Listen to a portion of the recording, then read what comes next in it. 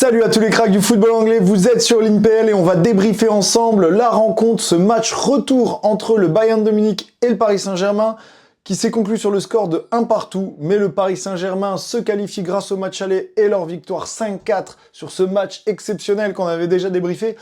Et j'ai beaucoup de choses à dire sur cette rencontre. Déjà, félicitations au Paris Saint-Germain, évidemment, qui donc rejoignent Arsenal pour cette finale à Budapest. Évidemment, gros favori. Voilà, le Paris Saint-Germain clairement et nettement favori. De toute façon, le vainqueur de cette rencontre aurait été le favori de la finale. Bonne chance à mes Gunners. Vraiment, ça va être compliqué parce que ce Paris Saint-Germain est solide, parce qu'il est à l'image un petit peu de la saison passée. Une équipe qui bataille, une équipe collectivement exceptionnelle, qui, en très peu d'occasions, est vraiment dangereux, vraiment en contre-attaque. C'est impressionnant les capacités que le Paris Saint-Germain ont à créer du danger grâce à des individualités exceptionnelles.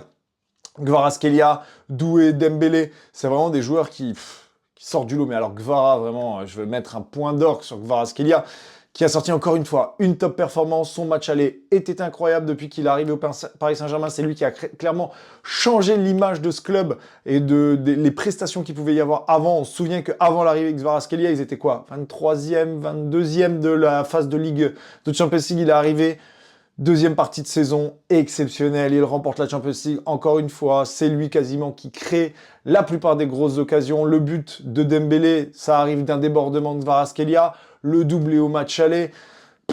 Quel joueur! Et quand il faut récupérer des ballons, les amener haut sur le terrain, malgré des récupérations basses où tout ton bloc équipe est dans tes propres 30 mètres et que tu arrives en 2-3 touches de balle à éliminer 3 joueurs, à l'emmener hyper loin et à te débarrasser et gagner des adversaires et à gagner énormément de temps, c'est exceptionnel. Voilà, c'est un joueur qui m'impressionne, que j'adore. Déjà au Napoli, il était trop fort, mais alors depuis qu'il est au Paris Saint-Germain, c'est devenu un monstre.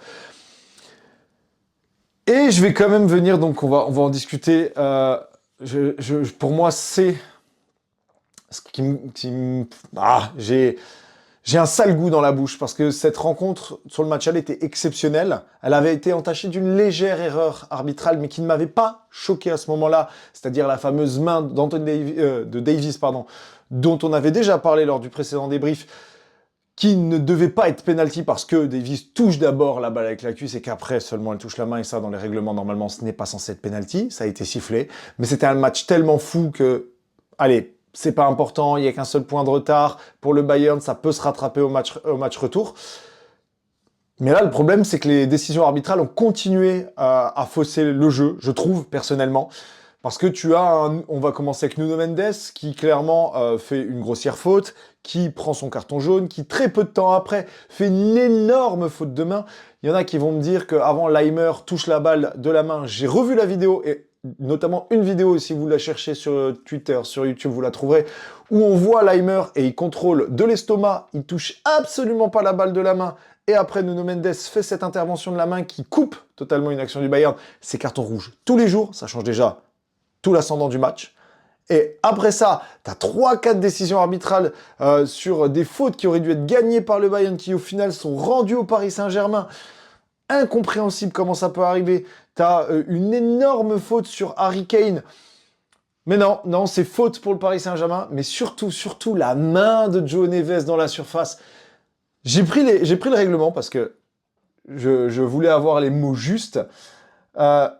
Donc, je l'ai là, comme ça, moi, je dis pas de bêtises.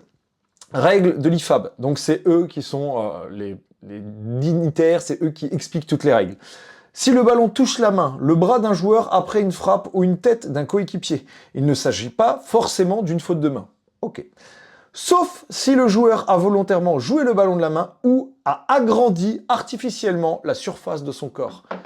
Agrandi artificiellement la surface de ton corps. Je suis désolé, quand il a les mains là, que la balle elle est censée passer là et qu'il la touche de la main, c'est agrandi. Que ce soit volontaire ou non, en fait, aucune main n'est volontaire. Cet argument de la main volontaire, je suis désolé, elle ne tient pas.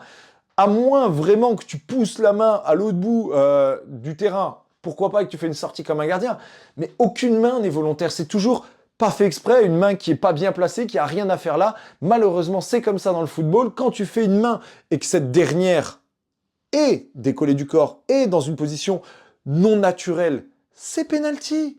Et ça doit être penalty tous les jours sur cette action. Et je suis désolé, si l'arbitre avait fait son taf le match ne finit pas sur le même score et le Paris Saint-Germain probablement se fait éliminer. Et je suis désolé, pour moi c'est un vol.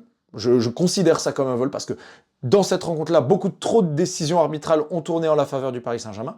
Alors je dis pas, faut les provoquer, ces erreurs arbitrales, mais c'était abusé. Franchement, c'était abusé. Moi, si j'étais fan du Bayern ce soir, je me sentirais mais lésé, je pèterais un câble. Parce que c'était honteux. Et je suis désolé, je parle très rarement d'arbitrage en vidéo. Vraiment, je l'évite au maximum, même quand il y a des grosses erreurs. Par exemple, le match entre Arsenal et Atlético, il y a eu des énormes erreurs. Le penalty sur Trossard qui aurait dû être sifflé parce que Griezmann attaque derrière. Le carton rouge qui aurait dû être donné sur... je crois que c'est Calafiori ou Gyökeres qui subit une grosse faute, dernier défenseur, Gyökeres, alors qu'il a la possibilité d'aller au but. Le Barça, eux, se sont pris 2 cartons rouges pour les mêmes raisons face à l'Atlético, c'est pas sifflé. J'en ai pas parlé. Bon, là, j'en parle maintenant, mais j'en ai pas parlé pendant mon débrief et j'évite en général. Mais là, je suis désolé, c'était trop, ça puait, c'était horrible. Toutes les décisions arbitrales allaient en faveur du Paris Saint-Germain.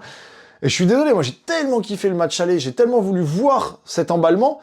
Il m'a gâché mon match, parce que le Bayern a dominé cette rencontre. Alors, le Paris Saint-Germain est tranchant, le Paris Saint-Germain a une qualité de contre exceptionnelle. J'en ai parlé juste avant.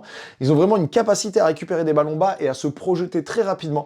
J'adore. Franchement, la façon de jouer du Paris Saint-Germain, elle est exceptionnelle. Et surtout, ils ont des attaquants tellement efficaces. Je suis désolé, quasiment toutes les occasions qu'ils ont, même avec 3 défenseurs, ils arrivent à s'en sortir et à se créer des occasions de tir, des occasions de but, des vrais. Kvaratskhelia, Doué, c'est impressionnant. Dembélé, dès qu'il récupère un ballon, ça part. Donc franchement, le PSG a utilisé ses armes. C'est un déplacement à l'Allianz Arena, c'est jamais facile évidemment. Mais au-delà de ça, sur l'entièreté de la partie, le Bayern a nettement dominé. Dans la possession de jeu, dans les récupérations hautes, dans le nombre de frappes, dans les XG, 1,40 à 1, mais même, j'ai trouvé Safonov a dû beaucoup plus s'employer sur cette rencontre-là que Neuer. La défense du Paris Saint-Germain a dû beaucoup plus s'employer que celle du Bayern Munich, qui récupérait les ballons qui étaient toujours très hauts, alors que le Paris Saint-Germain a posé le bus, clairement. Sur la deuxième mi-temps, c'était impressionnant. C'était impressionnant. Je crois qu'on est sur la deuxième mi-temps, un truc genre 75-25 en termes de possession à la 65e, 70e minute. Dans un match pareil, c'est abusé. Franchement, le Bayern a mis une pression telle, mais la défense du Paris Saint-Germain a été solide. Franchement, la défense du Paris Saint-Germain a été ultra solide. Et ça, c'est respect absolu parce que on loue énormément les capacités offensives du PSG, mais défensivement, c'est solide. Pacho, il a été trop fort, il a été élu homme du match.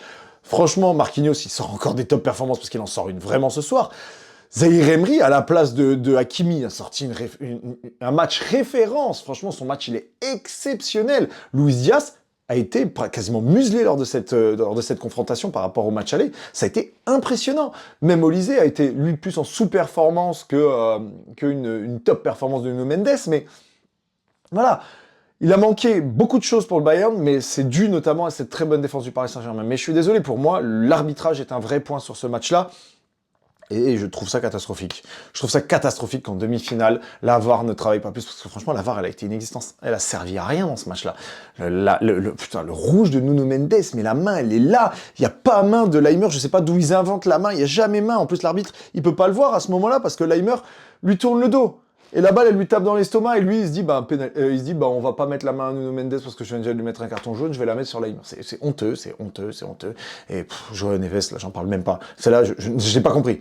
Celle-là, je n'ai pas compris. Tout le monde a vu que c'était une main. C'est une main tous les jours, et ils ne la mettent pas. Enfin bref. Heureusement que ça n'arrive pas face à Arsenal. J'espère que ça ne va pas arriver lors de cette finale, parce que ça pourrait me faire péter un plomb.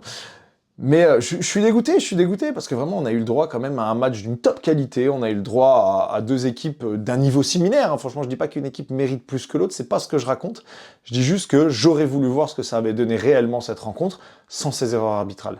Donc finalement, le PSG s'en sort, tant mieux pour eux, tant mieux pour le football français. Je pense très clairement qu'ils vont soulever leur deuxième, parce que c'est pas Arsenal qui va les empêcher, hein. Honnêtement, avec le jeu proposé, on n'est pas à la hauteur. Je pense que déjà, arriver à cette finale, c'est déjà un beau parcours. Si on la gagne, c'est exceptionnel, mais j'ai beaucoup de mal à y croire. Après, ça reste un match de finale de Champions League, tout peut arriver. Mais en général, on a vu sur les dernières saisons, en dehors de Chelsea face à Manchester City, c'est en général les favoris qui s'en sortent. Et voilà, je sais pas quoi dire d'autre, à part que je suis dégoûté. Je suis vraiment dégoûté, hein.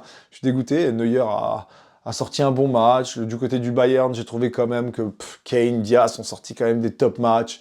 Mais ça a manqué, il a manqué beaucoup de choses. T'as quand même un Kimmich au top. Franchement, Kimmich, qu'est-ce que j'adore ce joueur, j'aimerais tellement l'avoir. Mais que dire, les offensifs, c'est les offensifs du Paris Saint-Germain qui ont fait la différence. C'est la capacité de sortie de balle des Doué, des Gvara, des Dembélé, que j'ai trouvé vraiment très très bonne. Mais encore une fois, un très bon match de Zahir Emery, voilà, quelle rencontre, Pacho, Marquinhos, quelle rencontre, même Safonov, il a fait une top rencontre, franchement, Safonov, il n'a pas capté beaucoup de ballons, mais il a été solide, il a pris aucun risque, et c'est ce qu'il faut faire. Faut pas prendre de risque dans ces moments-là. Ils en parlaient un petit peu les commentateurs, ce serait bien qu'il capte 2-3 ballons. Non, faut pas qu'il capte. S'il est pas sûr de lui, il capte pas, il balance, et il a raison. Et c'est comme ça qu'ils ont réussi à tenir, parce qu'il a pris aucun risque, aucune chance de se tromper.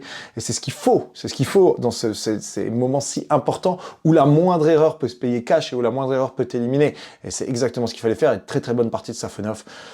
Après, j'ai trouvé Vitinha, Ruben Dias, je vais y arriver. Fabian Ruiz, un petit peu en dessous, honnêtement, de leur rendement habituel. Joao Neves toujours aussi costaud. Mais voilà, ça a été quand même une grande rencontre avec une grosse qualité. Il y a eu quand même pas mal de pertes de balles des deux côtés, mais c'était dû au pressing très intense des deux équipes. Donc j'ai quand même vu un beau match de foot, encore une fois. C'était certes pas à la hauteur du match aller, qui était sûrement l'un des plus beaux matchs du siècle. Mais ça valait le coup. Et je suis quand même déçu pour les Bavarois qui auraient mérité mieux, je pense, au vu de cette rencontre. Et même au vu de ce qu'ils avaient pu produire du côté du parc. Donc voilà, top rencontre. Je suis quand même, bon voilà, on va essayer de prendre notre revanche avec Arsenal. J'y crois pas beaucoup, mais l'espoir est toujours là. On sait jamais. Encore une fois, c'est sur une rencontre. Est-ce que Arsenal peut pas faire la saison de sa vie avec une Premier League et une Champions League, comme est-ce qu'ils sont pas capables de se foirer surtout. On verra ça, on reste une chaîne de PL, donc on parle quand même PL, même s'il y avait aucune des deux équipes ce soir. En tout cas, impatient d'être au 30 mai, impatient de voir tout ça. Ça va être fou. En attendant, j'espère que ce week-end, Arsenal va se gérer, que Manchester City va se vautrer, parce qu'il faut absolument qu'on la ramène, cette PL. Je serai le 24 mai à Londres, j'irai sûrement au Gunners Pub ou des choses comme ça. Donc tous les fans d'Arsenal, n'hésitez pas à venir, commenter un max, parce qu'on pourra se voir si jamais vous êtes dans le coin. Ceux qui ont adoré ce match-là, les fans du Paris Saint-Germain, sachez que c'est absolument pas contre votre équipe tout ce que j'ai pu dire, mais je trouve, et je pense que vous êtes d'accord avec moi, que les erreurs arbitrales faussent souvent de grosses rencontres. Vous avez été sûrement quelques-uns des premiers à en être lésés. On pense toujours à la remontada. Voilà, c'est des rencontres qui vous ont comment dirais-je, blessé. Mais c'est pas pour autant qu'aujourd'hui, il faut justifier ça, et je trouve que ces rencontres si importantes ne devraient pas être entachées par de telles erreurs arbitrales. C'est vraiment quelque chose que je regrette. Je pense au Chelsea face au Barça, je pense à Arsenal face au Barça, je pense au Paris Saint-Germain face au Barça. Tiens, bizarrement, il y a quand même souvent le Barça. Je pense au Real et au nombre incalculable d'erreurs. Et il faudrait pas que le Paris Saint-Germain devienne une équipe comme ça, une équipe qui s'en sort souvent par des décisions arbitrales en leur faveur, et c'est quelque chose qui peut me déranger. Donc voilà. C'était tout ce que j'avais à dire. En tout cas, j'espère que ce débrief vous aura plu. N'hésitez pas, comme d'habitude, à lâcher votre triplé like, commentaire, abonnement, d'où que vous soyez. En tout cas, c'est un plaisir de partager ça avec vous. Je vous souhaite à tous une très bonne soirée. Salut mes cracks.